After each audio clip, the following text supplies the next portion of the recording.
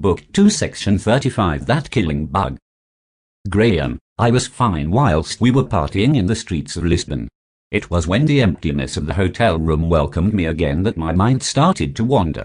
Sleep was going to be difficult. I was not keen on the idea of sleeping pills. Too many chemical snoozes had taught me that an enforced rest with woes on your mind doesn't tend to help things. Therefore, I took the healthy decision to not embark on any rest until my body could not do without it. This meant some room service. Alcohol would only force the issue. A sandwich and lots of coffee would help me continue through the night. The rest of them had made their way to a place of relax, but my previous experiences had made it clear that that was not an avenue I wished to travel down again.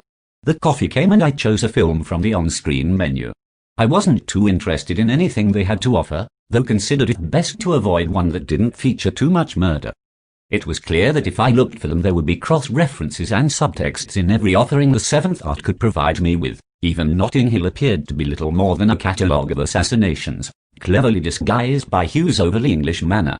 Despite efforts to the contrary, the lack of entertainment drove me closer to rest, and my usual capacity to find an extra dinner service for insomnia was somewhat lacking. At least my slumber was not a haunted one. When I awoke from it I was mostly worried by the fact that I felt nothing. It did not register in my head that I had killed a man. Surely, I should feel something inside me that made me aware of my actions. Why had I committed this atrocious crime? Why did I live this life? Was there anything less me than the life I had chosen? Perhaps that was the issue, that this life was me, to me. Perhaps I was a killer. Perhaps that was my chosen mission in life. Perhaps I felt bad in Malaga because I didn't get to pull the trigger. I still had the gun with me. I decided that I had to know the truth. I needed to know if my feelings for murder were really a calling or not. I lay on the bed with the gun in my hand, desperate to pull the trigger again. Not because I wanted to kill, rather because I wanted to know if I felt something or not. I reasoned that, if I took another life, and felt like this, then I would never repeat the action in my life. If I felt something, then I would have to deal with the fact that a serial killer lurked within me. Over breakfast I hatched a plan. Fat Charlie and the rest were leaving by plane later that day. I still had the car. That was my excuse. The car was about to be forgotten. It was not in my name. That would be foolish. Obviously my DNA would be all over it, but I did not believe the Xi thing. Anyway, aren't I in Malaga with hundreds of witnesses? They asked me for the gun, but I say that I panicked and threw it in the Tugas. This does not cause extreme pleasure, though the consensus is that what is done is, in many ways, done. I pretend to be level in the head department and merely in need of a couple of days on the coast before heading back to the office. The good thing about working for people for whom murder is as commonplace as a tax return is that they assume you will also be cool with the program. That is what I intend to figure out later today. We check out and say our goodbyes, disposing of the false documentation with which we hand-checked into the hotel. I had another 2 sets of false ID. We always travelled like this so that steps could not be traced. I went into the car park and gave the car a dusting down with a t-shirt so that any fingerprints would be removed. This probably wouldn't help if they found me or the car, but that wouldn't happen, and it made me feel better, also giving me time to formulate a plan. I looked at my trusty guidebook and decided the town of Coimbra would be a good place to start. I always slept well on trains, and I discovered that there was one at 2:20 which would have me there around 5. Coimbra itself looked potentially big and worrying, so I decided to disembark a stop or two before in the sleepy town of Candiaxuavela. Here would I get off the train and walk into the country. My plan was foolproof. I checked there was a car hire facility in the town and was soon on my way to the train station. I arrived in good time to manage an interesting meal experience. You get a plate and then help yourself to food, then they weigh the plate and you pay for your stuff. Unfortunately, the plates seem to be laced with mercury, but the fare is good considering my sparrow-like stomach. I wish to appear as normal a person as possible. Everything is paid in cash, enormously inconspicuous. No one would remember me, at least I hope. I bought the ticket from the machine on the platform, found a carriage with only a few people on and lay back in the surprisingly comfortable seat. The locomotive motion soon had me in that curious state between sleep and waking, my head dropping ungamely and causing whiplash as the train progressed. In this state, I perfected my plan. How could I sleep on a train when yesterday I killed a man? How could I be so calm? For this reason, I knew I had to do what I was about to do. I traveled light. I only had my gun, the 3 bullets that remained from yesterday, a bottle of water, a packet of smokes and some Valium and Coke. As the train made its way to my destination, I prepared myself mentally for what I hoped would be my final murderous act. I drifted back into a semi-conscious state and, despite the dribbling, was pleased to see we would soon be in Kandiaksa. Without causing any interest, I got off the train, my hand firmly placed on Gore's DJ bag all the time. If I lost that, then there would be murder. There wasn't even a guard at the station, so shades on I wandered out of town. This did not take much wandering as the place was small. I put my hand inside the bag and checked the gun. It seemed ready for its moment. I would walk along a country road and then, the first person I saw, indiscriminate of age or sex, I would kill. Then I would know. Then that would be an end to it. I know it was unfortunate for the victim, but I saw it as a small price to pay in the long run. If I knew that I wasn't a killer, I would be able to get on with things, leading as normal a life as possible within the confines of my work. I walked for about 20 minutes and was clearly out of town. I found a road that seemed to lead nowhere and waited for my victim to cross my path. A few more minutes walking and the sun was taking its toll on me. The water in the bottle was almost warm, but still gave some relief to my dry mouth. This town was so sleepy that it looked like no one would cross my path. I was even thinking about choosing a different path when in the distance a figure appeared. It was about 300 meters in front of me when I first saw it, so I could not distinguish the sex of the person. I took the last of the water and felt my heartbeat increase. All I had to do was end this life, and then all this would be over. As I marched on, it became clear that my victim was a woman. Now she was about 150 meters in front of me. She looked young, even from this distance quite pretty. As the distance became less than 100 meters, I remember thinking I was glad it hadn't been a kid. Now I could distinguish her features. She was young, I would say about 23, very pretty. She was wearing a short skirt that showed lovely long legs. Her looks were typical of the Iberian Peninsula. Long brown hair flowed down her back, a broad smile covered her face.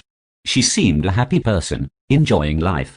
Perhaps she had a special reason for the smile on her face. Maybe she had just finished university or something, or her beloved had just proposed to her and she was off to tell her parents the good news. Maybe she was just a happy person who saw nothing but beauty in life and was enjoying this summer evening. Simple plans, a dinner with friends, living a decent, honest life. She was now less than 10 meters away from me. As these thoughts ran through my head, I told myself not to look back after the deed was done. Her beautiful face flashed me a smile as our paths crossed and, in one swift motion, I extracted the gun and shot her in the face. The close range of the impact meant that there was no question that she was dead. Bits of skull and brain were splayed along the path, and I took great care not to stain my clothes. The silence meant that no one could have heard a thing. I walked on another 100 meters and turned left. It seemed that this road was back into town. I had to hope that no one found the body for at least an hour or so. That would give me time to hire a car and get out of the place. I fought the temptation to look back as I turned, and within 10 minutes I was on the outskirts of town again. Luckily, I saw a fire burning pointlessly off the side of the road. I cleaned the gun down and threw it onto the fire. The next stroke of luck was a vending machine that I bought a nice cold bottle of water from without leaving any prints. Treating myself to a dab of Coke, I washed it down with a healthy swig. Now I had a spring in my step. It took another 10 minutes to find the car hire place. Portuguese is very similar to my mother's Galician tongue, so I could understand a fair bit, though the pronunciation was more than a struggle. My first choice of false ID was that of a French gentleman called Alain Bernard. A nice nondescript name. I entered, chatty and charming, trying to speak Portuguese but failing miserably in a quite theatrical French accent. I took a seat by her and in a matter of minutes was in possession of the keys. I bade the charming young thing a good day and to my intense delight, was on the road before 7. My plan is to head for Salamanca, stay there overnight and then go to Madrid the following day. Finding the N620 I began driving to Espinho. The total distance was just over 250 kilometers, so I thought that with a little luck I should be in Salamanca by 9:30. At Espinho I stopped to pick up supplies. The television news was on, forest fires being the main talking point, that suggested that the body hadn't been found. I bought some milkshakes, sparkling water and a Solero, dished out an over-the-top mere sigh, and got back in the car. Heading down the motorway, my mind wandered to the girl I had just killed. I still felt nothing for her and what I had done. This was a good sign and meant that I was almost definitely not a murderer, or not an innate one. I decided to force the issue as I drove along, quite impressed by the quality of the Portuguese radio, especially in comparison with their Spanish counterparts. Forcing the issue, I visualize her face, as I remember her before blowing her brains out. I imagine that she was on her way home, armed with good news. Not only had she just finished her university course, but she had been accepted on a prestigious master's course in the capital. All the family awaited her at home, her mother looking at the clock and shaking her head as she laughed. Where has that daughter of mine got to? What little bird's in her head? At the table her little sister smiled. It didn't matter if her sister was late. She was just waiting for her to come back so she could give her a big kiss and tell her how much she loved her. Her mother took a cake from the fridge and got the table ready. She told her husband that it was time to put the coffee on, but her father responded that this moment deserved something more special than coffee and went to fetch a bottle of port that he had been saving for such an occasion. Whilst fiddling with the bottle, her father commented on what a dizzy, scatty thing she could be, her little sister laughing as she told her papa not to be bad, the three of them laughing and remembering the amount of times the eldest forgot things and generally had her head away with the fairies. She was always late, and, this time, it would seem that she had forgotten her keys. Her mother shook her head as she went to open the door, her little sister hiding behind the door so that she could jump out and scare her sister, and then give her the biggest kiss ever and tell her that she loved her. Her mother was still smiling as she opened the door, expecting to see her daughter and receive 2 kisses, though as the door opened, she saw something that would instantly remove the smile. Indeed, it would be a long time before she would smile again. Maybe she would never again smile like she used to. Her father instinctively knew something was wrong. The bottle slipped from his hands and left a macabre pictorial metaphor on the floor as glass and the dark liquid intermingled in the same way that bits of cranium and brain covered the path where his daughter's corpse lay. Her little sister would never get that kiss, nor would she ever understand what had taken her sister away from her. I see that we are close to the Spanish border, and on a negative note, that means that the radio will also go downhill. Still feel nothing. Good news. I know it's hard to justify this and many people will see my reasoning as far from plausible, but I see it as if I feel nothing I will never need to kill again, and that seems like an adequate sacrifice to me.